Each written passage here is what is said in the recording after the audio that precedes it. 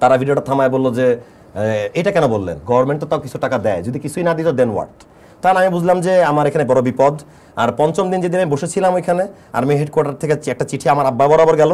2018 সালে আপনাকে cyber crime থেকে ডাকা হয় এবং সেখানে যাওয়ার পর হচ্ছে আপনি তৌহিদ আফ্রিদির সাথেও দেখা হয়, এটা কি সত্যি? না তো, তৌহিদ আফ্রিদির সাথে দেখা আপনি একটা স্ট্যাটাস দিয়েছিলেন, ওটা আসলে কি? তৌহিদ আফ্রিদির সাথে দেখা হয়, চা খাওয়ার একটা ব্যাপার বলেছিলেন। না না, ওইটা তৌহিদ আফ্রিদির সাথে দেখা না, ওইটা আরেকটা, আপনি ওটা বুঝেন নাই। ওইখানে ওইটা ভিডিওটাতে ক্যাপশন দিছিলাম ওই কারণে যে একটা ছেলে চা নিয়ে ঢুকতেছে আর আমি বলছিলাম যে টেবিলের ওই পাশে সুখন সাহেব বসে আছে, তার মানে এডিসিদেরকে তখন অ্যাসিস্ট করতেছিল সুখন 18 সালে আমার পিছনে লেগেছিল। আফ্রিদিকে আমি একটা চেলা হিসেবে চা নিয়ে যে ঢুকবে, চালা আর কি, আপনি যে প্রফেশনটার কথা জিজ্ঞেস করলেন, যে দল যেই হোক আমি চা টানবো, আমার পাপা আর মি আমরা সেফ, আমরা চা টানবো, ওইটার কথা বলতেছি। আচ্ছা যাই হোক, ভিডিওটা আসলে শুনুন, সাইবার ক্রাইমের গল্পটা আপনি জানতে চাইছেন তো সেটাই বলি আগে। তৌহিদ আফ্রিদি, লিভ হিম। আমি সাইবার ক্রাইমের নিরাপদ সড়ক চাই আজব তো নামে একটা শো করতাম, সোলো শো, ম্যাঙ্গো স্কোয়াডের। এরকম একা দাঁড়ায় কথা বলার শো তখন ছিল না 18 সালে। এখন না সবাই অনেক বড় বড় বক্তা জার্মানি, কানাডা, আমেরিকায় বসে আলাপ করে বা বাংলাদেশে আলাপ করে, কিন্তু ক্যামেরার দিকে তাকায় আলাপ করার লোকটা ছিল না। আলাপ করতে জানতে হবে তো।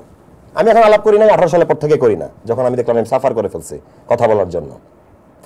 সো গেলাম, আমাকে 7-8 ঘন্টা বসায় রাখা হইতো ওয়েটিং রুমে, আর হলো ওই আমার নিজের ভিডিও 16 বার দেখাইতো, আর আমাকে চিনি ছাড়া লাল চা খাইতে দিত আর কি, এমনি আর কি, লাইক এটাই, মানে আসেন বসেন বসে থাকেন, মানে মানে নিজের অবস্থানটাকে, আপনার অবস্থানটাকে যেন ছোট করার জন্য এটাই এনাফ। আমার গায়ে তার মাইর দেওয়ার দরকার নেই, গালিও দেওয়ার দরকার নেই। কিন্তু আপনাকে কতদিন নিয়ে 5 দিন 6 দিন এরকম 6 দিন হাজিরা দিছি আমি, 7-8 ঘন্টা শুধু আপনার ভিডিও। আমি বসে মানে আমি কোন আয়নাঘরের কথা বলতেছেন, লাইক সোফালা ওয়েটিং রুমে বসে থাকতাম। কিন্তু যিনি এডিসি সাহেব আমার সাথে কথা বলবেন, উনি হ্যাঁ হি করতেছেন, অন্য ছেলে মেয়ে রুমে যাচ্ছে, উনি গল্প করতেছেন, কিন্তু আমি ভয়েস শুনতেছি কিন্তু আমাকে ডাকতেছে না। আমাকে যখন ডাকছে, আমার নিজের ভিডিও আমার 16 বার দেখার কিছুই নাই, এটা একটা পানিশমেন্ট। ভিডিও চলতো, থামায় বলতো যে এটা বলতে পারবেন না, এটা গভর্নমেন্টের বিরুদ্ধে গেছে, এটা বলা যাবে না। আমি বলেছিলাম যে একটা ছাত্র যদি মারা যায় বাসে অ্যাক্সিডেন্টে, আপনি যদি একটা পরিবারকে আপনি 1 কোটি টাকাও ধরাই দিয়ে বলেন যে পরিবারের সদস্যের বিনিময়ে 1 কোটি টাকা না, আমি একটা অ্যামাউন্ট বলছিলাম 3 লাখ 4 লাখ টাকা দিলে তো আর ওই সন্তান ফিরে আসবে না। ওই সন্তান তো ওইটুকু টাকা খালি আর্ন করার জন্য জীবনটা পায় নাই, সে তার ফ্যামিলির প্রতি অবদানের কথা মিন করছিলাম। তারা ভিডিওটা থামায় বললো যে এটা কেন বললেন, গভর্নমেন্ট তো তাও কিছু টাকা দেয়, যদি কিছুই না দিত দেন হোয়াট। তাহলে আমি বুঝলাম যে আমার এখানে বড় বিপদ।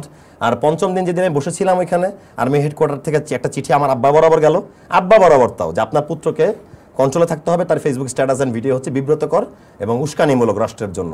এটা তো খুবই ডেঞ্জারাস কথা। এরকম চিঠির সেকেন্ড ওয়ার্নিং মানে তো রাষ্ট্রদ্রোহী মামলা করে দিবে, পাসপোর্ট নিয়ে রেখে দিবে। আমি কোনো কিছু চাপা মারতেছি না, চিঠিটা কিন্তু আমি আপলোড করছিও ফেসবুকে, সবাই জানে। হ্যাঁ, রাত 3:30 আপলোড করছিলাম, মাথা নষ্ট হয়ে গেছিল, শেখ হাসিনা থাকা অবস্থায় আমি আপলোড করছিলাম যে আমি আর পারবো না বসে থাকতে, আই উইল টক, এত লোক মরে যাচ্ছে, এখন আর চুপ করে বসে থাকার টাইম নেই। তো 18 সালে এগুলো আমার সাথে হয়েছিল এবং আমার ফেসবুকটা 15 দিন গভর্নমেন্টের কাছে হ্যাক ছিল এবং ইলেকশনে 7 দিন পরে আমাকে প্রোফাইলটা দিয়ে বলা হলো যে আপনার আমার ফেসবুক পাসওয়ার্ড 12345, আমি যেন আমার মতো করে পাসওয়ার্ড করে নিই। সো এই সাফার করা মানুষগুলো কি ভুলে যাবে নাকি? মানে সোলাইমান সুখানের সেদিন জমিদারি দিন ছিল, আমার ছিল খুব খরার দিন, তো এখন দিন চেঞ্জ হলে এটা কি আমি ভুলে যাবো নাকি? মনে থাকবে না? যদি এটা বিপরীত হয়, আবার যদি ক্ষমতায় ফিরে আসে, তখন তো যাদের নামে বলছেন বা যাদেরকে বলছেন তারা তো আপনাকে বাঁচাতে দিবে কি? দুটো জিনিস হবে, কোনোদিন এটা হবেই না, এটা কোনোদিন হইতেই পারবে না, ইনশাল্লাহ কখনোই হবে না। এরা কোনোদিন আর আগের জায়গায় আসতে পারবে না। মানুষের সাপোর্টেই এখন মারামারি হবে। মানে যদি আমাকে কিছু ক্ষতি করতে আসে, পাবলিকই অ্যান্সার দিবে। 18 সালে আমি একটা ছোট মানুষ ছিলাম, 15 সালে মিডিয়া আসছিলাম, 3 বছরে আমাকে ছুটানোর জন্য কোনো লোক দাঁড়াইতো না। আপনি এখন আমাকে এখান থেকে তুলে নিয়ে যান, দেখেন কোনো লোক দাঁড়ায় কি দাঁড়ায় না, আমার ওইটুকু বিশ্বাস মানুষের প্রতি আছে। আর দ্বিতীয় পয়েন্ট, যদি এমনটা হয়েই যায়, আমার আর্থিক সামর্থ্য অনুযায়ী আমি অন্য স্টাইলে বর্ডার পার হয়ে অন্য কোনো দেশে সেটেলড হয়ে যাবো, ধরেও পারবা না, ওরা যেটা করতেছে সেটাই করবো। আচ্ছা, বাংলাদেশে থাকা হবে না আর কি, মিস করবো দেশকে, এটাই।